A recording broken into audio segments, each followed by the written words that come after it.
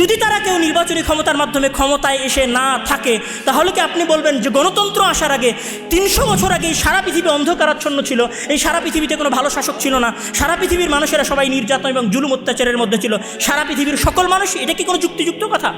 যদি এটা যুক্তিযুক্ত কথা না হয়, তাহলে অবশ্যই আমাদের কাছে অপশন আছে যে আমরা গণতন্ত্রের বাইরে অন্য কোনো অপশনের দিকে যাব।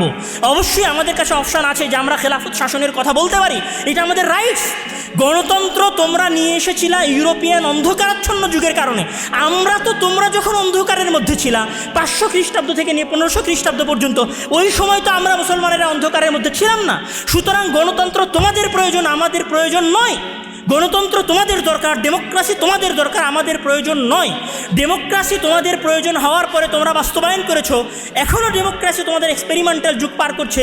আমেরিকা এবং ব্রিটেনের মতো উন্নত দেশে যদি ডেমোক্রেসিতে সমস্যা থেকে থাকে, তাহলে আমাদের দেশের মতো অল্প আয়ের স্বল্প আয়ের মানুষদের জন্য আসলে ডেমোক্রেসি কতটুকু যায়? গণতন্ত্রকে প্রশ্ন করা শেখেন চোখ বন্ধ করে। একমাত্র সমাধান, কোনোদিনই পৃথিবীর ইতিহাসে ডেমোক্রেসি ছিল না, আজও নয়, ভবিষ্যতেও হবে না।